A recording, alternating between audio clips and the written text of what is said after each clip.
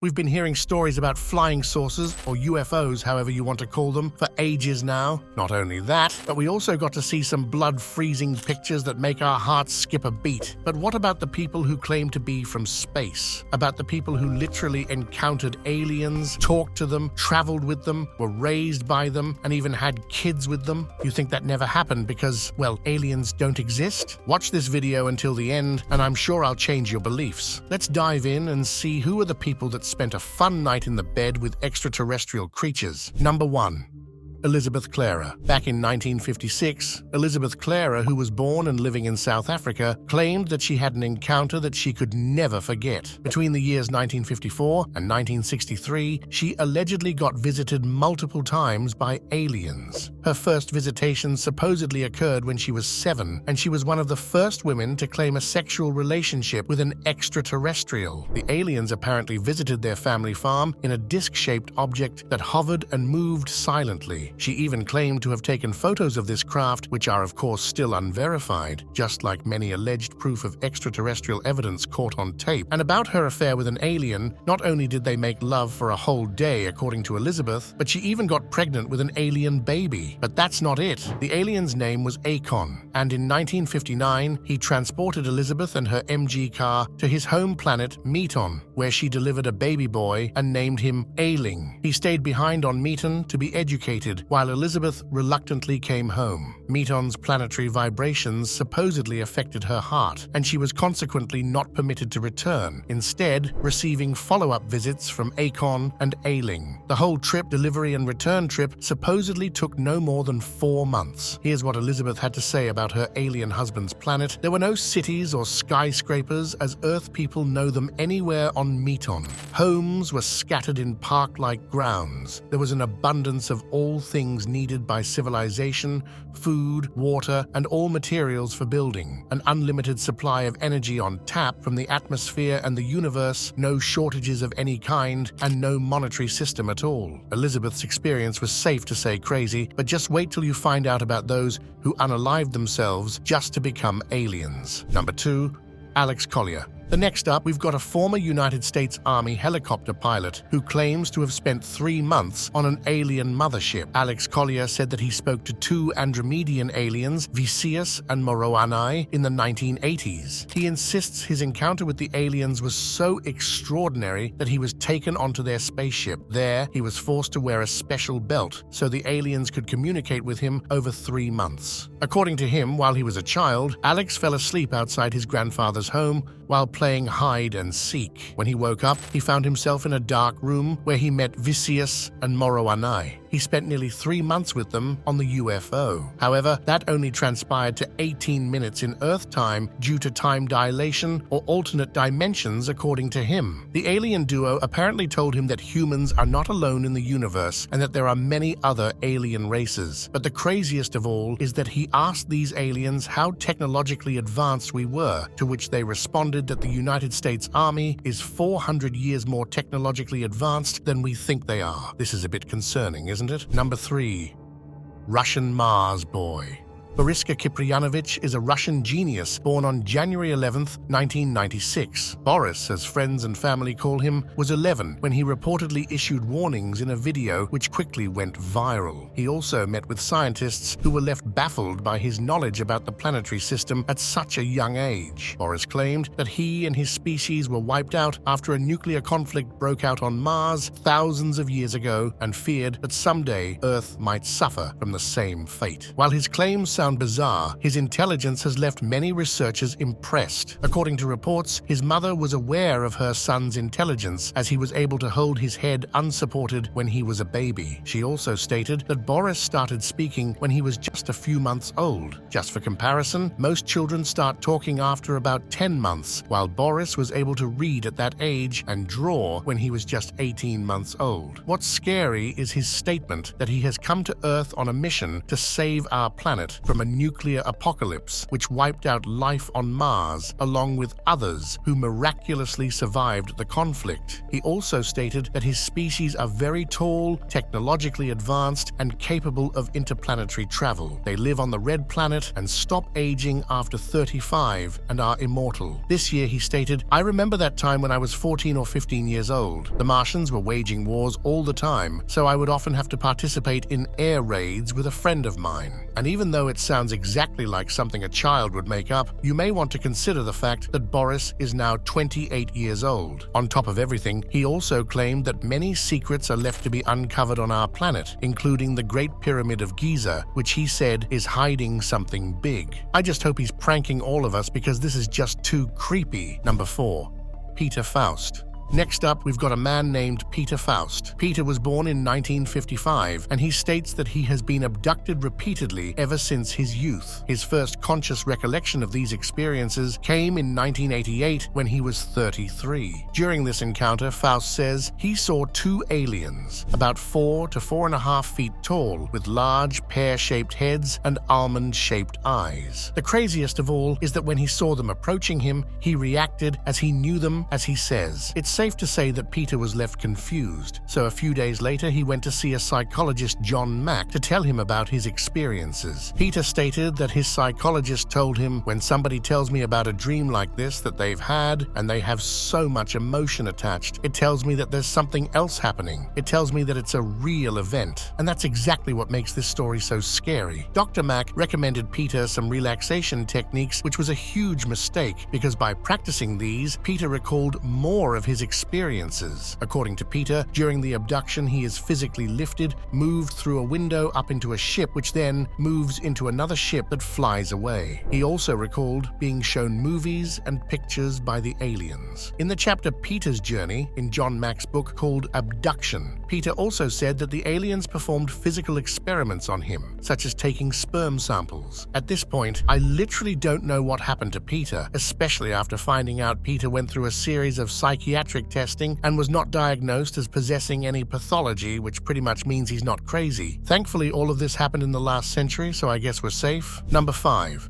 Marshall Applewhite. Born on May 17, 1931 in Spur, Texas, Marshall Applewhite's life started out quite normally. At a young age, he showed immense talent for public speaking and music, eventually earning a master's degree in music and focusing on musical theater. His career path, however, was anything but straightforward. Applewhite moved to New York City in an unsuccessful attempt to start a professional singing career, but his life changed drastically in 1972 when he met Bonnie Nettles, a nurse interested in theosophy and biblical prophecy. Nettles convinced Applewhite they were both prophets referenced in the Book of Revelation, and this belief marked the beginning of their journey together, which eventually led to the formation of the Heaven's Gate cult. Applewhite and Nettles, who saw themselves as messengers with, began to travel across the country, preaching their beliefs and gradually attracting a group of followers. They proposed that the Earth will get recycled and that they and their followers needed to leave the planet to reach a higher spiritual plane. However, the turning point came with the appearance of the Hale-Bopp comet in 1997. Applewhite was convinced that this comet signaled their departure from Earth. He believed a spaceship trailing the comet would take them to the next level. Man, what was this guy on? Along with the departure signal came the end of this story, because believing that their souls would ascend to the spaceship and be given new bodies, the group members committed mass suicide in a rented mansion. People around the world made fun of their stupidity, but what if their souls really did get ascended to the spaceship and they're now living a whole new alien life? Comment down below what you think about this. Number 6. Vinnie O. Vinnie O from Los Angeles identifies as neither male nor female. They spent over $50,000 to look like a genderless alien. They did this so they could reflect their inner feelings of being a literal alien. So in order to do this, Vinnie O underwent a series of surgeries, including a nose job, removing nipples, genitals, belly button, forehead realignment, ear pinning, cheek and jaw implants, eyelid revision, and who knows what else. Do you think they look like aliens? Number 7.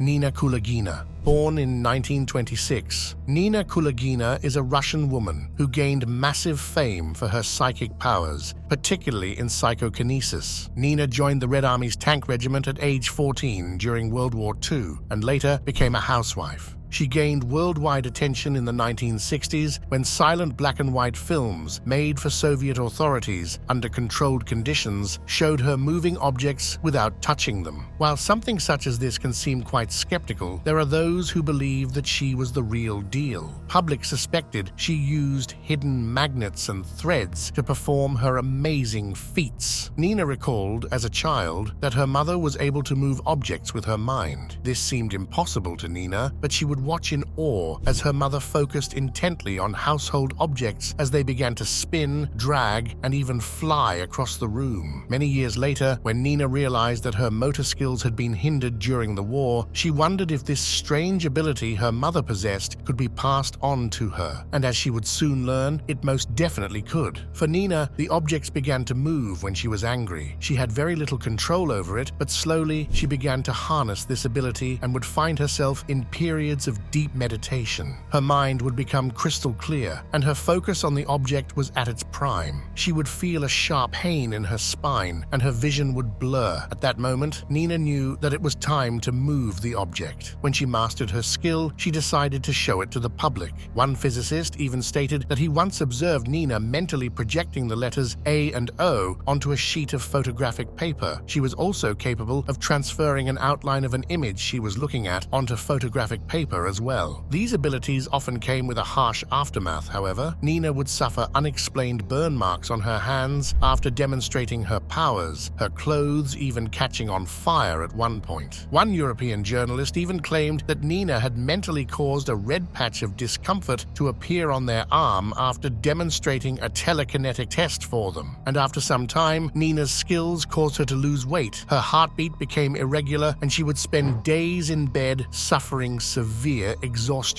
These health problems would haunt her until her death in 1990 at the age of 64. Till this day, no one knows how Nina nor her mother possessed these skills, but we can only assume it was no one else but aliens who gave it to them. Number 8.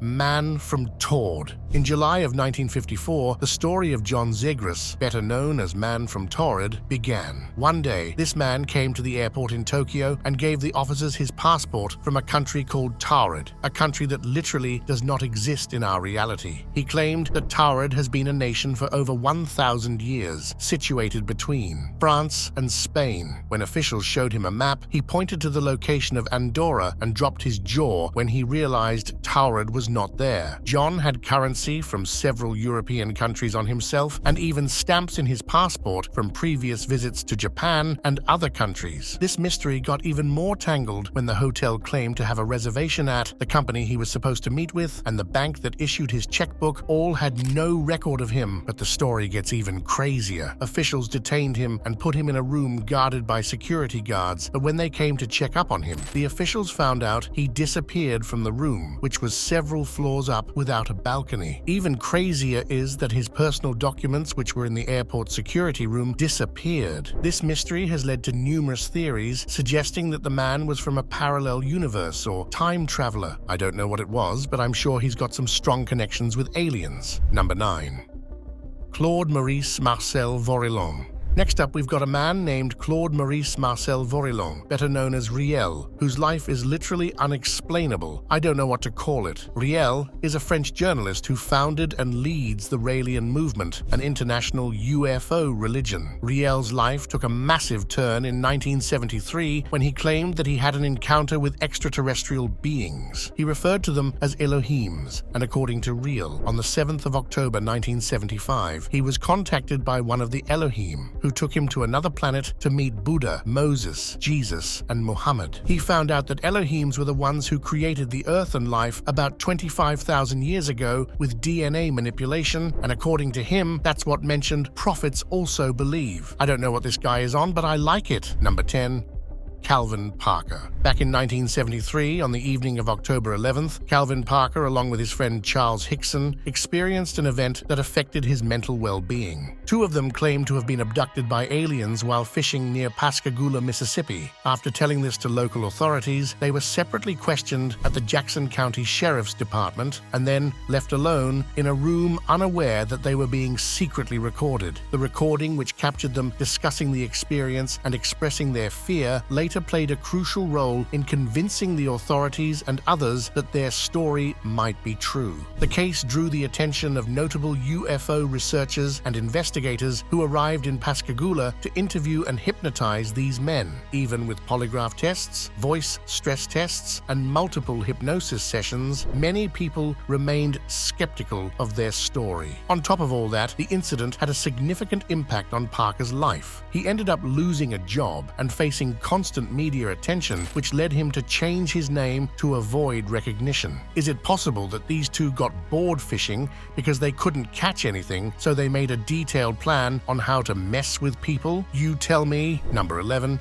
Billy Meyer. Edward Albert Meyer, better known as Billy Meyer, is the founder of a UFO religion called the Free Community of Interests for the Border and Spiritual Sciences and Ufological Studies. But the question is, how did he get the idea to found this UFO religion? Well, Meyer claims that he's in regular contact with extraterrestrial beings he calls the Plagiaran. His first contact with aliens happened in 1942, at the age of 5, when he met an elderly Plagiaran man named Svath. After Svath's death in 1953, Meyer said he began communicating with an extraterrestrial woman called Asket, but unfortunately to him, all contact ceased in 1964, but then resumed once again on January 28, 1975, when he met Semyasi, the granddaughter of Svath. Shortly after, he met another alien called Ptah, as well as other extraterrestrials who later on joined the dialogue as well. Meyer has been widely characterized as a fraud by skeptics and ufologists who suggest that he used models to hoax photos claimed to show alien spacecraft. Meyer's prophecies repeatedly blame Jews, whom he refers to as gypsies, for future atrocities. I like how some people have made love to aliens, while others created a whole family tree. This is just genius, and a bit scary too. Number 12.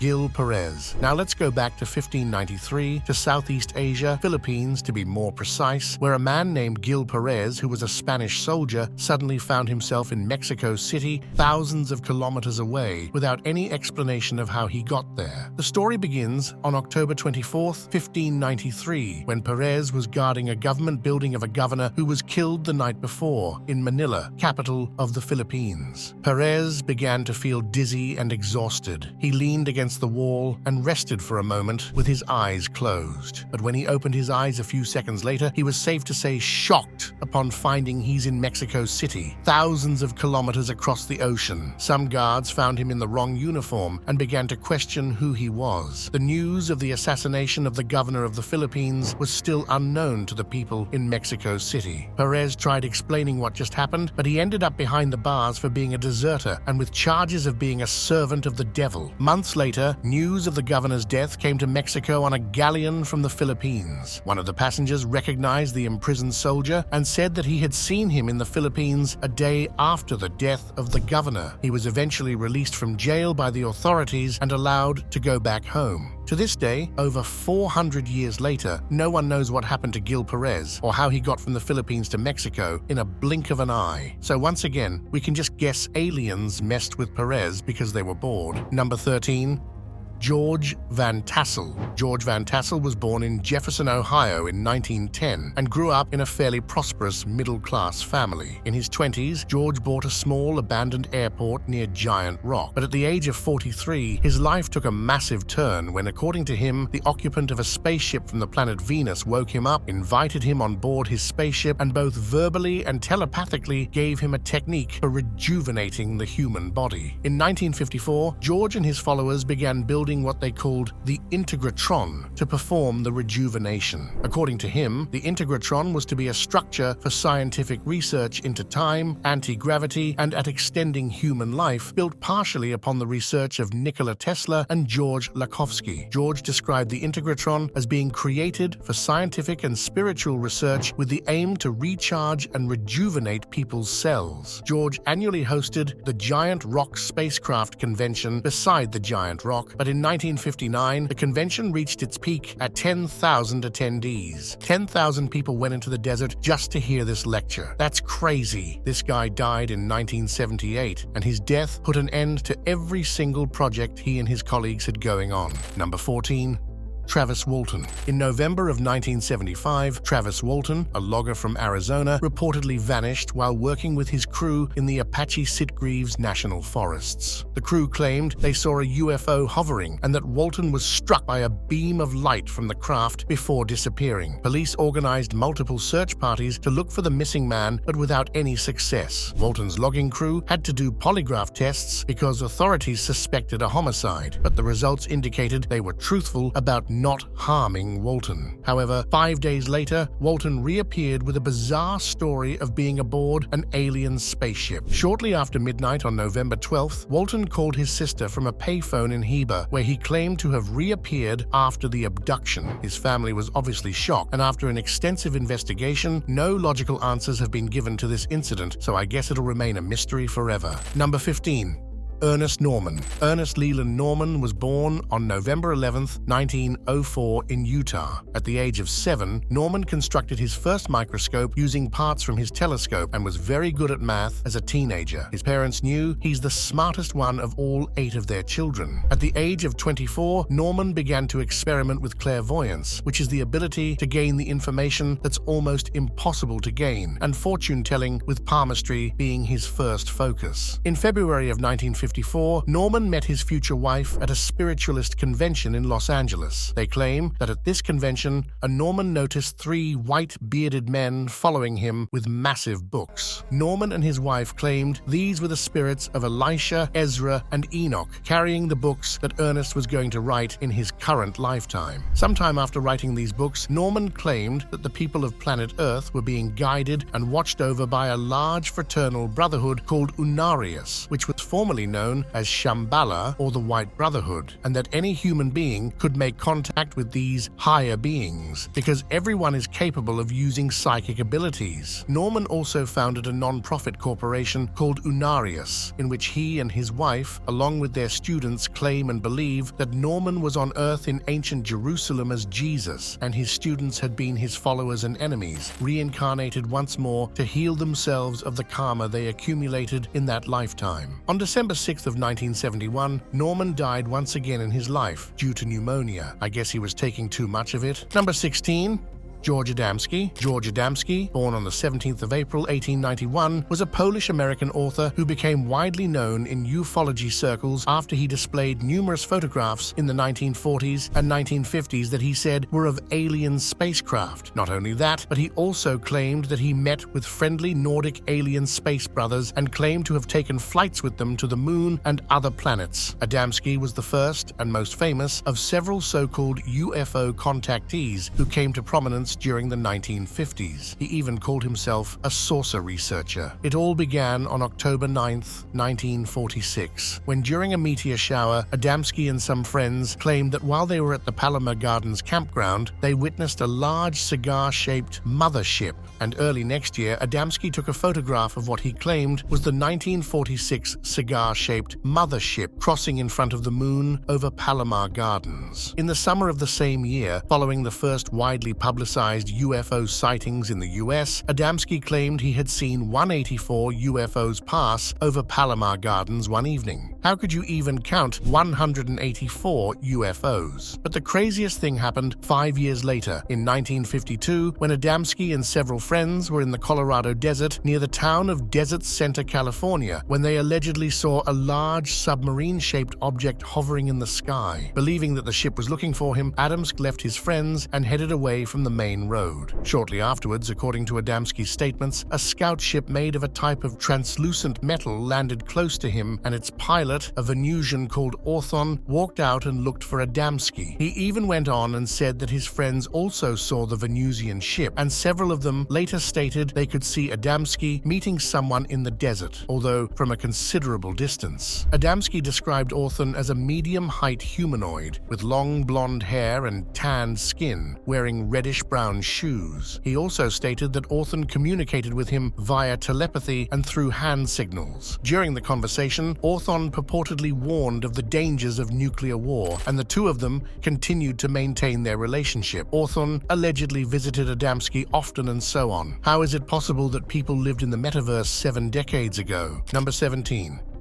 Tutankkons Dagger. Can you believe that even Tutankhamun had something to do with aliens? Tutankhamun had this dagger that's better known as Tutankhamen's meteoric iron dagger, and what's special about it is that its blade isn't made from a metal found on Earth, but from a metal that comes from none less but a meteorite. So what does this have to do with aliens? A meteorite fell on Earth, and they made a dagger for Tutankhamun out of that metal? Well, it's not really like that. You see, at the time of King Tutankhamen's mummification, iron smelting and manufacture were rare to the point at which iron was more precious than gold. And another point is that Tutankhamen's mummification happened in the 14th century before Christ, and no Egyptian archaeological evidence of iron smelting existed until the 6th century BC. So yeah, there's only one possibility, and you know what it is? Number 18. Dorothy Martin. The Seekers, also called the Brotherhood of the Seven Rays, were a group of rapturists, or a UFO religion, led by Dorothy Martin, who believed a UFO would save them from a catastrophe on December 21st, 1954. Martin told her followers that the United States was going to be destroyed by a massive earthquake and huge tidal wave on December 21st, 1954, according to telepathic messages that she claimed to have received from aliens. She called the aliens the Guardians and said they came from a planet called Clarion. Believers would be saved from the destruction by flying saucers that would take them to Clarion. Martin told her followers to wait for the UFO that December 21st, but when the UFO didn't come, some of them left the group while most of them thought the UFO would appear on Christmas. So at 6 o'clock on Christmas Eve, a small group of people gathered on the street outside Dorothy Martin's home in Oak Park, Illinois, singing Christmas carols and waiting to depart the Earth. More than 200 people had come to watch them and laugh at them. The UFO obviously never arrived, and Dorothy Martin was laughed at by thousands of people around the world. Number 19. Simon Parkes. Next up, we've got a man named Simon Parkes, who claimed to have numerous encounters with aliens throughout his life. From his childhood to adulthood, Simon stated that he had been abducted and taken aboard spacecraft by extraterrestrial beings. Not only that, but he also claims that these beings shaped his beliefs and led him to share his story with the public. He was allegedly 6 months old when he had his first encounter with aliens. That's not it. He also believes that his biological mother is actually a 9 feet tall alien with 8 fingers. This is what Simon had to say about his green mother. 2 green stick things came in. I was aware of some movement over my head. I thought, they're not Mummy's hands. Mummy's hands are pink. I was looking straight into its face. It enters my mind through my eyes, and it sends a message down my optic nerve into my brain. It says, I am your real mother. I am your more important mother. Later, when he was 11, she took him on board her spacecraft, and a deal was struck about contact between the 2 worlds. God, how can people make this up? It takes quite some creativity. Number 20. Orao Angelucci. Orao Matthew Angelucci, born in June 25, 1912, was an American author, lecturer, and obviously contactee. He was known for his claims that he had experiences with extraterrestrial beings. He told his story many times about encountering aliens in the 1950s and 1960s. According to Orao, he first encountered UFOs and their friendly human-appearing pilots during his drive home from the Boeing aircraft plant at Burbank, California during the summer of 1952. As he crossed a bridge over the Los Angeles River, he perceived a blue ball of light following him. The circular light, roughly the size of a beach ball, quickly shifted its trajectory, appearing in front of the car. Angelucci reduced his speed while observing the UFO and noted two green balls of light exited the larger one, drifting towards him. Via telepathy, a voice informed Angelucci that he had been monitored since 1946. The two green balls of light united to form a larger ball of light that became the disembodied images of superhuman extraterrestrial humanoids resembling the faces of a male and female. Angelucci was asked to spread the message of the supposedly benevolent aliens. After stating that they would return, the entities disappeared, leaving Angelucci in shock as he continued his journey home. At this point, I don't even know if we live in the real world. I think I developed a phobia toward aliens, and I don't want to see them ever again, not even on the screen. That's it for today, guys. I want to hear your opinion about these encounters down below in the comments. As always, don't forget to like the video and click on the screen to watch the next one.